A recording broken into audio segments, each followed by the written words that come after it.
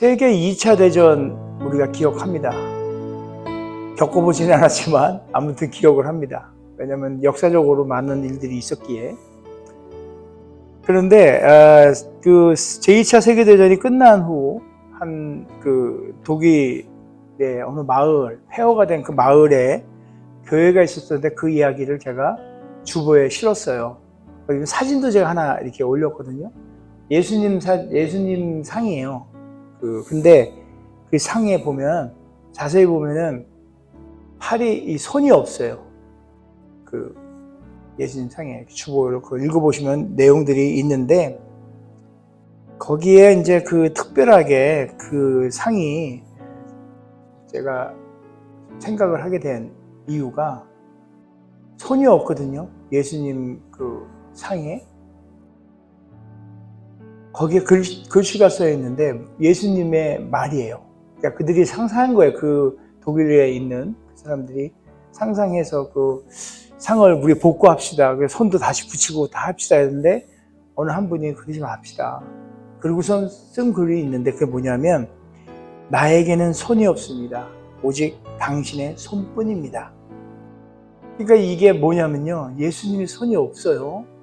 우리가 붙이려고 하지 말고 우리가 그의 손이 되자. 이런 어떤 취지에서 그 교회에 그렇게 만들어 놨다고 합니다. 저는 그 교회를 가보지는 않았지만 지금까지도 이렇게 그 모습 그대로 있다는 게 전해져 오고 있어요. 그래서 그 문구가 저에게 던지는 어떤 도전이 뭐냐면 하나님이 우리를 위하신다면 과연 우리는 어떻게 해야 되나? 손이 없는 예수님의 상을 바라보며 주님의 손이 되어야 되지 않을까? 이런 나름대로의 질문이 저에게 왔습니다. 지난 3주 동안 1월 첫째 주부터 지난주까지 만일 하나님이 우리를 위하시면이라는 그 큰 대제를 가지고 지금까지 말씀을 함께 나누고 살폈어요. 첫 번째 주에는 만일 하나님이 우리를 위하시면 누가 우리를 대적하리요? 라는 그 선언을 하며 나아갔고요. 하나님께서 자기 아들을 아끼지 아니하시고 우리를 위해 내어주셨다는 그 놀라운 사랑을 우리가 확인했었습니다. 첫 번째 주에. 두 번째 주에는 누가 우리를 고발할 거냐? 누가 우리를 정죄할 거냐? 그런 질문 앞에 우리가 서서 하나님이 의롭다 하셨고 하나님이 의롭다 칭해 주셨고 예수님이 부활하셔서 지금도 우리를 위해 간구하고 있다는 것을 우리가 확신을 가졌어요. 그리고 지난주 세 번째 주에는요. 누가 우리를 그리스도의 사랑에서 끊으리요?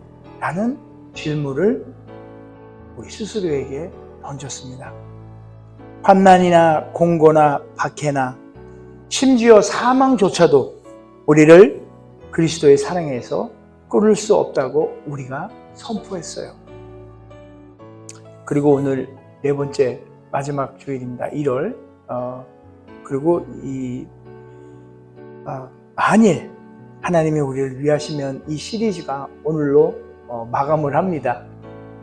그래서 아마 매주 동안 같은 본문을 왜 저렇게 하고 계실까 이런 생각을 들으셨을 거예요. 그런데 4주를 하다 보니까 만일 하나님이 우리를 위하신다면 이거 아마 머리에 딱 박히지 않았을까 생각을 해봅니다.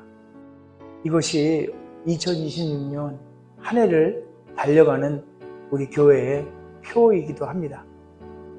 자, 어찌됐든 간에 이 모든 것들을 놓고 봤을 때 과연 우리는 어떻게 그럼 살아야 하는가 이것을 생각하며 이번 시리즈를 마치려 합니다. 처음으로 돌아갈게요. 로마서 8장 31절입니다. 거기에 이렇게 써 있어요. 그런즉 이 일에 대하여 우리가 무엇을 말하리요? 여기입니다. 만일 하나님이 우리를 위하여 누가 우리를 대적하리요? 이 31절에 처음에 뭐라고 써 있냐면 여러분 보시다시피 그런즉 이렇게 써 있어요. 그런즉이라는 말로 시작하는데 이것은 결론으로 넘어가는 바로 브릿지 역할을 하는 그 말이에요. 결론을. 바울은, 사도 바울께서는 로마서 1장서부터 지금까지 이 8장까지의 복음의 진리를 설명을 합니다. 우리의 죄, 그 다음에 그리스도의 십자가, 그 다음에 층이 된 우리가 성화되는 과정, 그리고 성령 안에서의 삶, 이 모든 것을 설명한 후에 사도 바울은 그런 즉 하고 이야기를 이어가는 거예요. 이 일에 대하여 우리가 무엇을 말하리? 어떤 일이에요? 지금까지 설명했던 그 일, 우리의 죄, 십자가, 칭의, 성화, 성령 안에서의 이 모든 것들을, 그런 일들에 대하여 우리가 무엇을 말하리? 이거는 단순히 뭘 말할까라는 이런 단순한 질문이 아니에요. 그것은 우리가 그 질문 앞에, 그 일들 앞에 우리의 반응들을 요구하는 그런 질문이에요.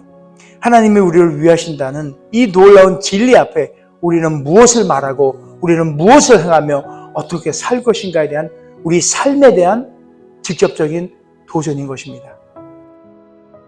그렇죠? 그런 것 같지 않아요? 자, 그래서 그 삶의 도전, 그것을 5가지 정도로 제가 정리를 했어요. 한번 화면을 보여주시면 되겠습니다. 화면에 보면 먼저 그런 삶의 도전인데, 먼저 우리는 담대하게 살아야 합니다. 담대함. 이 담대함이 필요해요. 히브리서 10장 19절에는 그러므로 형제들아 우리가 예수의 피를 힘입어 성소에 들어갈 담력을 얻었나니, 담대함을 얻었대요. 하나님이 우리를 위하신다면 우리는 더 이상 정말 두려워할 필요가 없어요. 사람들의 이 시선을 두려워할 필요가 없는 거예요. 제가 가끔 위신이라는 거 말하잖아요. 우리가 위신. 내가 그래도 사람들 앞에서 이런 어떤 그 허황된 일들, 뭔가에 좀 앞에 나서보려고 하는데 이런 것들, 저들이 볼 때는 나를 어떻게 볼 것인가, 저 사람이 어떻게 볼까, 이런 사람들의 두려움에 대해서 떨쳐버려야 돼요. 담대함으로. 복음을 전하는 데 있어서 내가 이렇게 하면 저 사람은 나를 어떻게 볼런가, 손가락질하고. 실제로 제가 경험한 것들이에요. 여러분들도 그렇잖아요. 솔직히 우리 말해보면 식당 같은 데 가서 여러분 식사할 때 여러분 기도하나요? 식기도? 대충 눈 한번 싹 감고 그냥 이렇게 하지 않나 모르겠네요.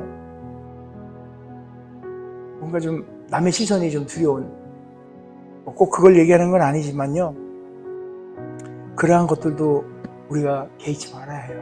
두려움 필요 없는 것들이에요. 실패를 두려워해서도 안 돼요. 뭔가 하려고자 하는데 이게 안 되면 어떡하지? 이런 거 생각할 필요가 없는 거예요. 또 뭔가에 대한 거절, 이거 참 어렵죠.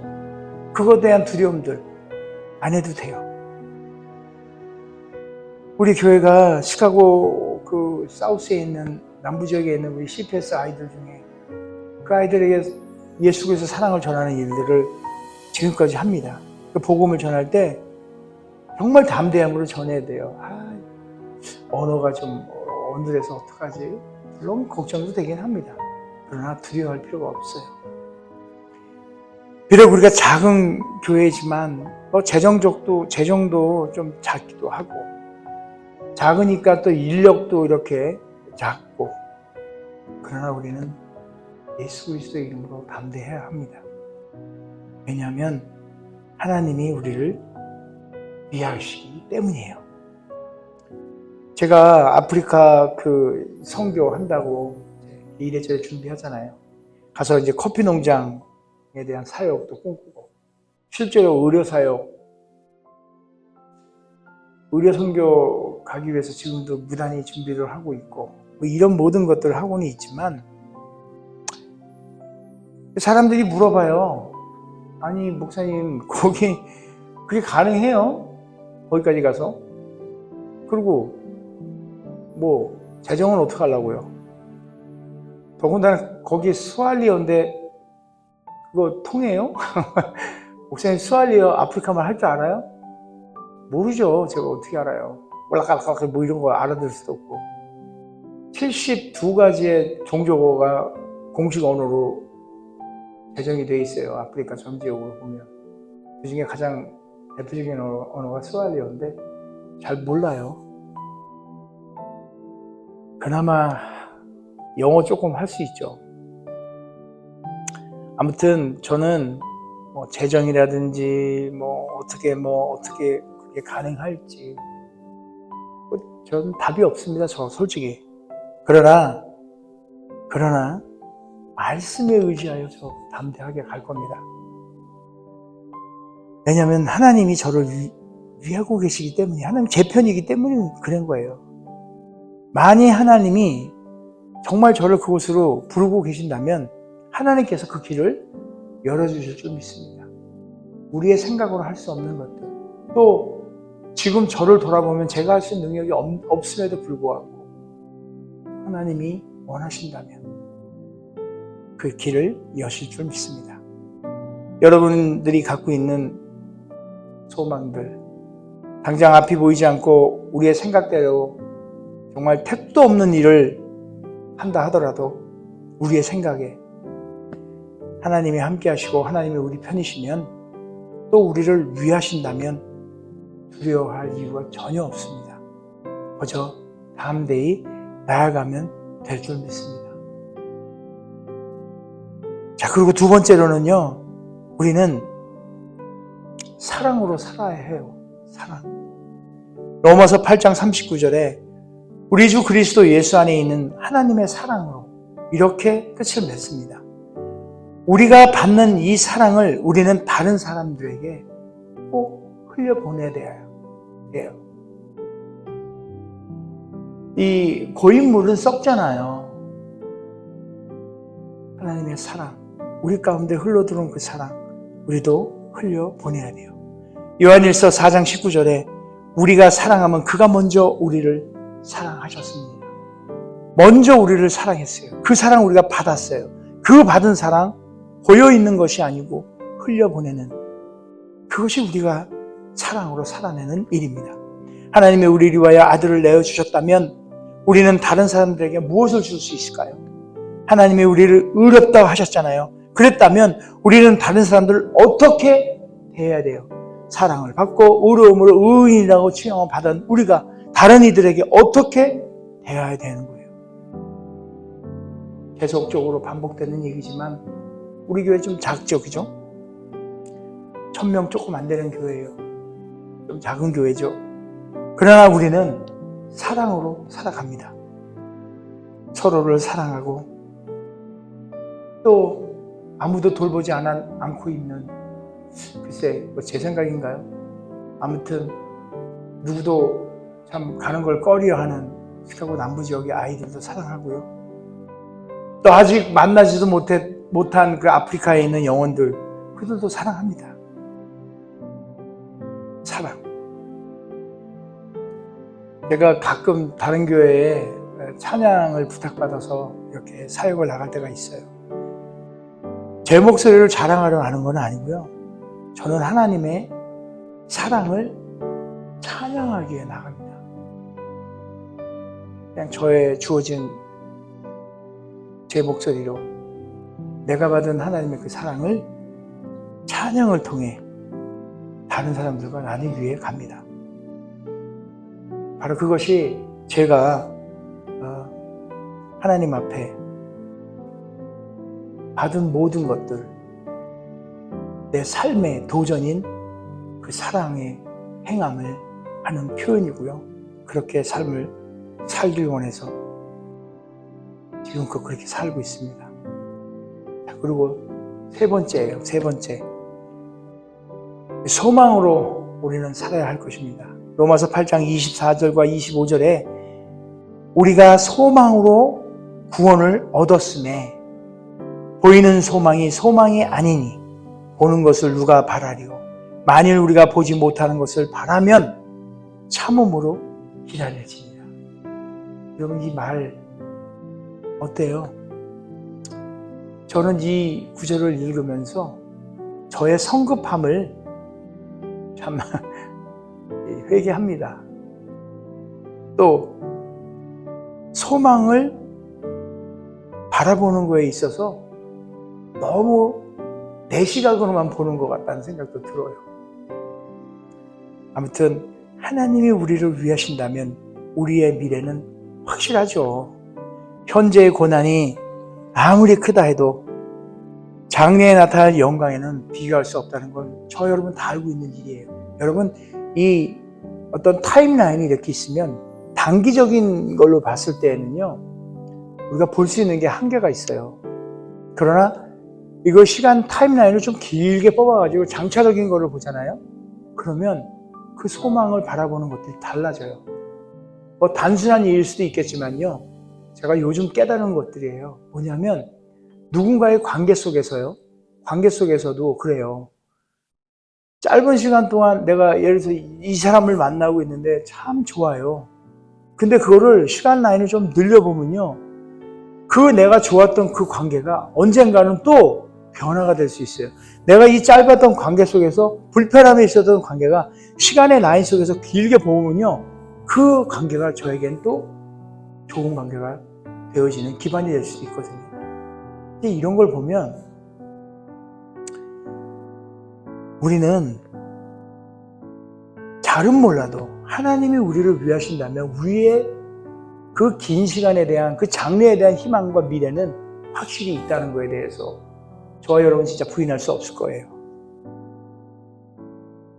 2026년도를 살아가는 우리 앞에 정말 이제 많은 도전이 있을 거예요.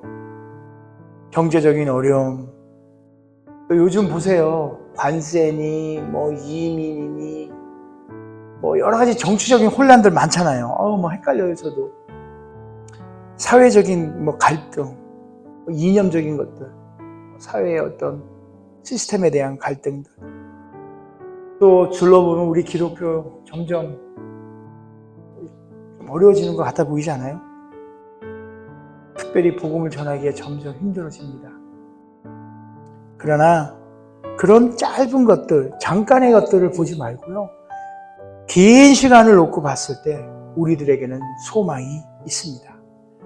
당장 우리의 이 짧은 시각으로는 보이지 않는 것들을 우리는 바라볼 줄 알아야 해요. 우리는 아직 오지 않은 것들에 대해서 확신을 가질 수 있어야 해요. 왜냐하면 하나님이 우리를 위하시기 때문입니다. 아무런 어떻게 보면은 결과가 보이지 않는 그 시카고 아이들에게 사랑을 전하는 이 열매가 없어 보이죠, 당장에. 그러나 우리는 열매를 물론 발해야 돼요. 귀한 열매. 그러나 지금 우리가 하고 있는 일들은 소망의 씨앗을 뿌리는 거예요. 저 역시 제가 어렸을 때부터 이렇게 지내온 과정들을 보면요, 순간순간마다 복음의 씨앗이 제 안에 있었어요. 그 소망이 저는 알지도 못했던, 성장해 가면서 사회를 겪고 이런저런 일로 하나님께서 저를 이렇게 인도해 오신 이 모든 것들을 보면 여전히 하나님은 나를 위해서, 여전히 하나님은 나의 미래를, 소망에 찬 그 확신을 제게 보여주고 있다는 거예요. 소망으로 씨를 뿌립니다. 그리고 그 씨를 하나님께서 자라게 하실 거예요. 아프리카 선교를 준비하고 아직 아무것도 된 거에 없죠, 그죠? 그러나 우리는 그것을 소망이라는 그 놀라운 그 소망의 씨앗을 준비하는 거예요. 하나님께서 그 때가 되면 그것을 반드시 보여주실 것이고 이루시리라 믿습니다. 자, 그리고 네 번째, 함께예요. Together. 우리는 함께 살아야 하는 겁니다. 로마서 8장 31절, 우리를 위하시면이라고 말합니다. 근데 여기서 잘 봐야 될 게요, 우리를 위하시면, 나를 위하시면이 아니라 우리라는 거예요. 하나님의 사랑은 개인적으로 우리가 individually, one to one, man to man, 이 한 사람씩 한 사람씩 하나님의 사랑이 관계 속에서 있지만은 그러나 동시에 공동체라는 걸 잊지 말아야 해요. 나를 위하신 면이 아니라 우리를 위하신 면. 우리가 함께 모여 예배드리는 이 교회, 세상의 기준으로는 작은 교회예요. 그러나 이것이 하나님의 방법인 거예요. 예수님도 12제자를 통해서 일을 하셨어요.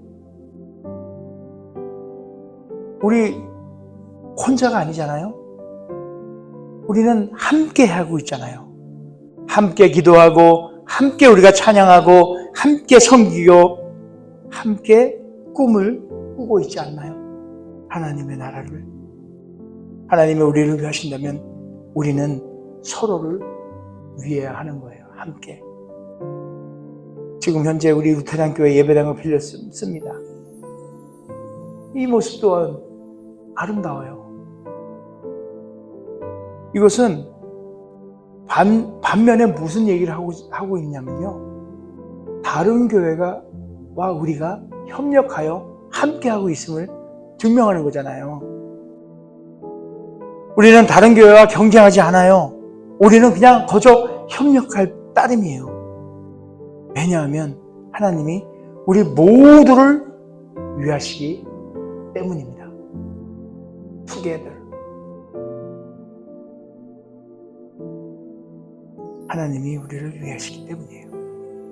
자, 그래서 마지막으로 우리는 증인의 삶을 살아야 합니다. 주보에 제가 소개했던 그 이야기를 보면 손이 없는 예수님 상 안에 새겨진 글자 다시 한번 말씀드려보면 생각을 해보면 나에게는 손이 없습니다. 오직 당신 손뿐입니다. 예수님께서는 지금 하나님의 우편, 그죠? 하늘 우편에 계십니다. 하늘에 계세요. 그분이 이 땅에서 계속 이어가는 그것은 저와 여러분의 몫일 거예요. 우리가 예수님의 손이 되어야 합니다. 그래서 또 우리가 예수님의 발이 되어야 하고요. 또 우리가 예수님의 입이 되어야 합니다. 그래서 저는 가끔 기도할 때마다 예수님, 제가 예수님의 눈으로 바라보게 하세요. 저의 눈이 아닌 예수님의 눈으로 세상을 바라보고 예수님의 눈으로 내 형제를, 내 자매를, 내 이웃을, 내 교우들을 보게 하세요. 예수님의 눈을 갖게 하세요.